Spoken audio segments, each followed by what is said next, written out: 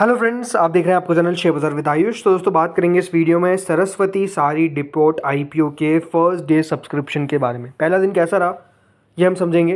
दोस्तों आज first day था, याद रखिएगा 12 अगस्त। अब इस इशू के 2 दिन और बचे हुए हैं, कल का यानी 13th एंड 14th, जब आप इस इशू में पैसा लगा सकते हैं। बस ध्यान रखिएगा ये इशू जो है वो क्लोज हो जाएगा ऑन 14th ऑफ अगस्त। 10 रुपये की फेस वैल्यू है, करीबन 152 से 160 रुपीज़ का प्राइस बैंड है।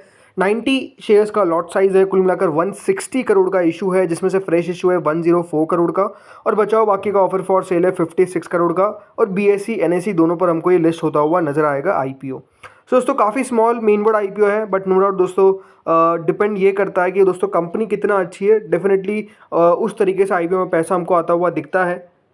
इस इशू की थोड़ी और डिटेल समझ लेते हैं। तो ये बात ध्यान रखिएगा, अगर आप रिटेल में एप्लीकेशन लगा रहे हैं तो आपको एक लॉट में 90 शेयर्स मिल रहे हैं, जिसके लिए आपको 14,400 रुपीज़ पे करने पड़ेंगे। ये बात ध्यान रखिएगा, आप रिटेल में मैक्सिमम 13 लॉट्स तक अप्लाई कर सकते हैं, जिसके लिए आपको 1,87,200 रुपीज़ पे करने पड़ेंगे। बट हमेशा ये बात ध्यान रखिएगा, जो लोग फर्स्ट टाइम लगा रहे हैं किसी भी आईपीओ के अंदर, जब भी दोस्तों इशू जो है वो मोर देन 1 टाइम सब्सक्राइब हो जाता है, या फिर कह सकता हूँ कि 100% हमको रिटेल कैटेगरी में पैसा आता हुआ नजर आ जाता है। तो अगर आप रिटेल में एक लॉट से ज़्यादा लगाएंगे, फॉर एग्जांपल मैंने मान लीजिए 2 लॉट लगाए और अगर मुझे कोई अलॉटमेंट आ गया, ओवर सब्सक्राइब हो चुका इशू, तो क्या मुझे 2 के 2 लॉट मिलेंगे? बिल्कुल नहीं, आपको मिलेगा ओनली 1 लॉट।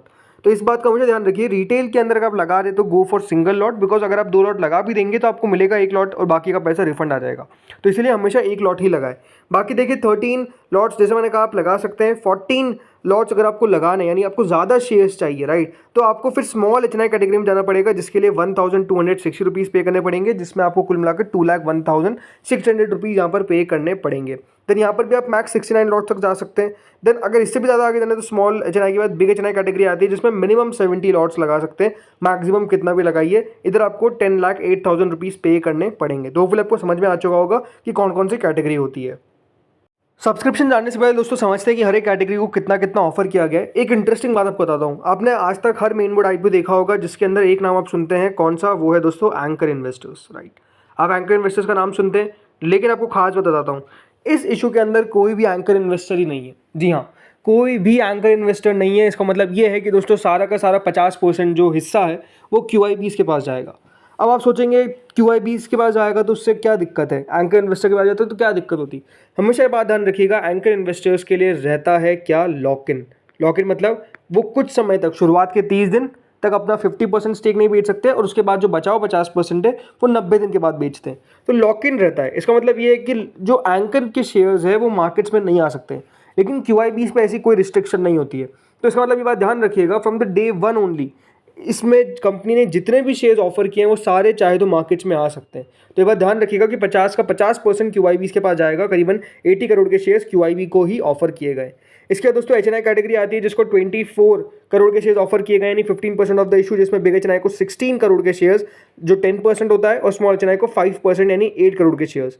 रिटेल कैटेगरी को 56 करोड़ के शेयर दिए गए, करीबन 35% ऑफ द इशू, और टोटल मिलाकर इस तरीके से 160 करोड़ के शेयर जो है वो बेसिकली कंपनी ने यहाँ पर रखे हैं फॉर डिफरेंट कैटेगरीज। लेकिन जैसे मैंने कहा, खास बात क्या है कि इसके अंदर कोई भी एंकर इन्वेस्टर्स के लिए कैटेगरी नहीं रखी गई है, बल्कि इसमें कोई भी एंकर इन्वेस्टर नहीं आया और सारा का सारा पैसा जो है वो कंपनी ने QIBs, HNIs और रिटेल के अंदर बांट दिया, मतलब जो भी शेयर है। तो चलिए बात करते हैं सीधे सब्सक्रिप्शन के ऊपर। तो पहले दिन दोस्तों QIB कैटेगरी हमको पूरी सब्सक्राइब होती हुई दिखी, करीबन 1.19 टाइम्स के आसपास QIBs ने इस इशू में पैसा लगाया। 50,04,000 शेयर्स ऑफर किए गए थे और 59,52,000 शेयर्स के लिए एप्लीकेशन आया। कुल मिलाकर 95 करोड़ रुपीज़ जो है वो हमको देखने को मिला है किसकी तरफ से? QIBs की तरफ से। तो पहले दिन QIBs बहुत कम पूरा पैसा लगाते, लेकिन इस इशू को पूरा भर दिया गया है 1 टाइम्स के आसपास। इसके बाद दोस्तों आती है HNI कैटेगरी, जो अपने आप में बहुत ज़्यादा बढ़ती हुई नजर आ गई on the very first day only. 12.46 times के आसपास दोस्तों HNI कैटेगरी सब्सक्राइब होती है। 15,120 शेयर्स ऑफर किए गए, जिसके सामने 1 करोड़ 86 लाख शेयर्स के लिए एप्लीकेशन आया। करीबन 300 करोड़ पहले दिन हमको यहाँ पर नजर आया है HNI कैटेगरी की तरफ से। अब इसमें अगर मैं बात करता हूँ बिग एचएनआईज की, तो बिग एचएनआई कैटेगरी 12.50 टाइम्स हमको फर्स्ट डे सब्सक्राइब होती हुई दिखी, यानी 10 लाख शेयर्स ऑफर किए गए थे, जिसके सामने 1 करोड़ 25 लाख शेयर्स के लिए एप्लीकेशन पहले ही दिन आ जाती है, यानी करीबन 200 करोड़ रुपए किसके द्वारा आए? सिर्फ दोस्तों बिग एच के द्वारा आए हैं on the first day, right. इसके बाद दोस्तों बात करते हैं स्मॉल एच कैटेगरी पे। तो स्मॉल एच कैटेगरी पीछे नहीं है, 12.38 टाइम्स स्मॉल एच भी पहले दिन हमको सब्सक्राइब होती हुई दिख गई। यानी आप समझ सकते हैं कि स्मॉल एच ने भी पहले दिन काफ़ी बढ़िया इशू को सब्सक्राइब किया, करीबन 12.38 टाइम्स। ओनली 5,40,000 शेयर ऑफर किए गए थे, बट 61 लाख शेयर्स के लिए एप्लीकेशन आ गया। यानी 99 करोड़ रुपीज़ जो है वो हमको स्मॉल एच की तरफ से आते हुए नजर आए on the first day. Then आते हैं रिटेल पे। तो रिटेल पे कोई पीछे नहीं है, पहले ही दिन 5.32 टाइम्स के आसपास रिटेल पोर्शन सब्सक्राइब हुआ।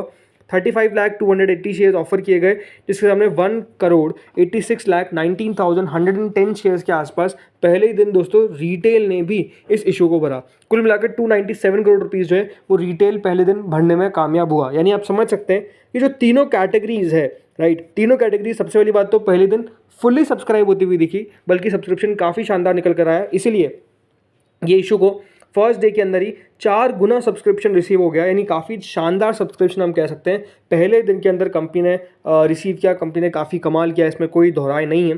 करीबन कंपनी को 692 करोड़, जी हाँ, कितने, 692 करोड़ रुपीज़ जो है वो पहले दिन रिसीव होते हुए नजर आए। और ये दिखाता क्या कि कंपनी को रिस्पॉन्स काफ़ी तगड़ा मिला है। अब क्वेश्चन आपका यही होगा कि ये इशू किस प्रकार का है, कैसा करना चाहिए। देखिए सब्सक्रिप्शन देख के तो आपको बात समझ में आई गई होगी। देखिए कंपनी बढ़िया है, कंपनी में ऐसा कोई दिक्कत वाली बात नहीं है, ग्रोथ हो रही है। कंपनी का मेजरली जो बिजनेस है इसके नाम से पता चल जाता है कि देखिए सरस्वती सारी डिपोट, यानी सारी का कंपनी का काम है, राइट। सो कंपनी मैन्युफैक्चरिंग करती है और कंपनी ने अच्छी ग्रोथ दिखाई है, इसमें कोई डाउट नहीं है, इसमें कोई दोहराई नहीं है।